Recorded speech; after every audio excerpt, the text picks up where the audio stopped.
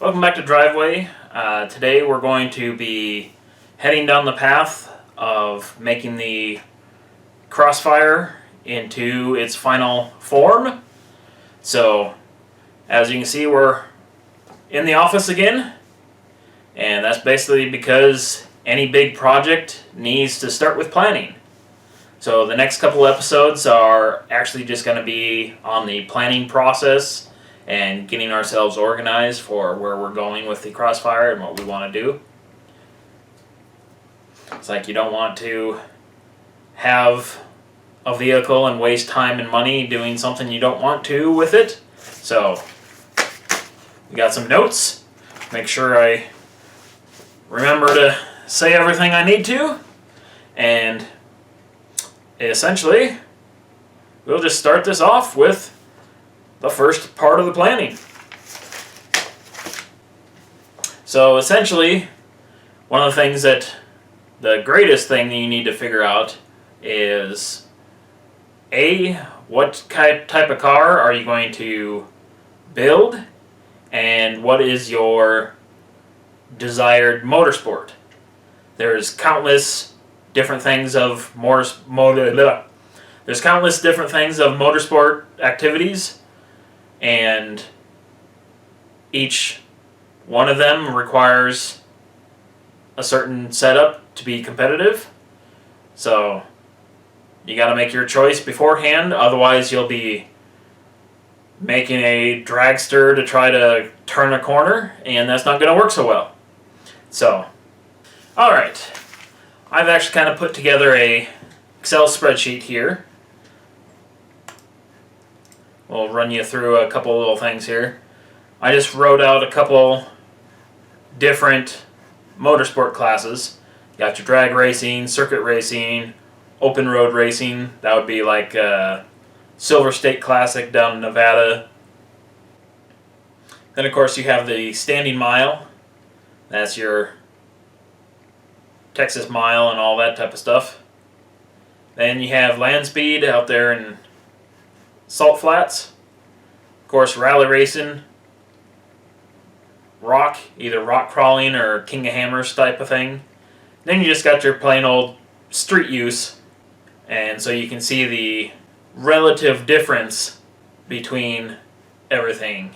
So as you can see with drag racing, your rear end, most of them are going to be straight axle. You're going to have a spool type of locker. You'll have pretty tall gears, 410s, 450s in that area, because essentially you want to be burning across the quarter-mile line at the top of fourth gear. So you want to hit about red line right as you're crossing to use all of your available power and such. And your suspension, you usually have like link bars and a bunch of different stuff. Essentially you don't have to worry about cornering, so a lot of times they don't have as much for anti-roll because they want like the weight transfer. So transmission for a drag racer is primarily automatics. It's just kind of how it goes. It's repeatability and able to trans brake boost and that type of stuff. Engine, you want massive amounts of power because you got everything to put down. So you got steering, brakes, tires, got the big drags. You want something special like a two-step trans brake, and you're likely to break stuff. So essentially, I'm just going to throw this Excel sheet up for you to download, or you can pause the screen just for the fun of it. So you can just see like a rough estimate what you would have to do to align your vehicle for said movement. Because like you're not necessarily going to want to go rock crawling with a Fiat 500, and you're probably not going to want to go circuit racing with a F350 Super Duty diesel dually. So that will be your first step in trying to figure out what you want to do with your car so you don't waste so much time and money and that type of such. Okay, at this point, some of you guys might be getting a little bit bored or something, and that's perfectly fine. You can go do something else. But essentially, for those that are actually considering doing a project, this will be a good thing to keep in mind as you're planning a project, because the better you plan your project, the better off your execution of and management money is going to be. Because like, you don't need to go and waste money on trying to rig up a trans brake and two-step if all that you're going to do is go to some track days and that's about it. These planning stages will be all information, so if you don't like them, don't watch them. I don't care. So, moving on, essentially what we're going to be aiming with the Crossfire is somewhat of a multi-purpose vehicle.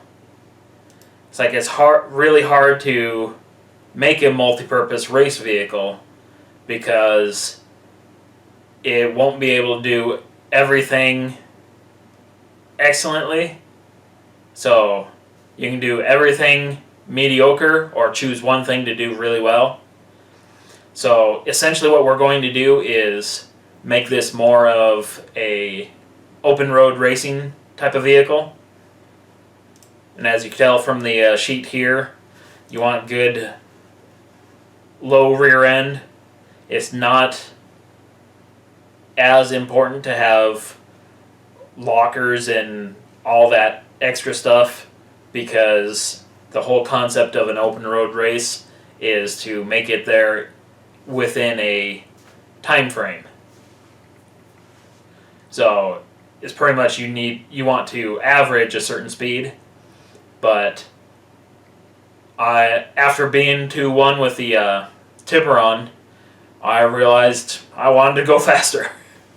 And to go faster, I would have had to start modifying the Tiburon with roll bars and that type of stuff, and the harnesses, and it was something I didn't quite want to do with that daily driver. So that's where I started hatching the plan for a dedicated race vehicle to actually participate in those events, so I wouldn't have to damage my daily driver at all. And that's what led me down the path of getting the Crossfire and through the plan we're going to be doing here. Essentially, for open road racing, you're probably going to want quite a bit of power just to have the most fun, because your fun doesn't start until you're past 150. It's probably a good idea to have some aero modifications and that type of stuff. So essentially, we're going to make the Crossfire dangerously powerful, and what that really means is we're probably going 600 or 700 horsepower to the wheels. So in something that's going to be under 3,000 pounds, that's going to be one hell of a vehicle. Probably going to kill ourselves off in it, but it'll be fun while we do it. Most likely it'll have capabilities of getting close to that 200 mile an hour mark with that power range. So yeah, death on wheels. So anyways, with 600 to 700 horsepower and standard street tires, we should be able to get into the 10-second quarter mile, which is going to be good enough. If we did the whole racing slicks and all that type of stuff, we could probably get it into the 8s just on that, at least deep in the 9s.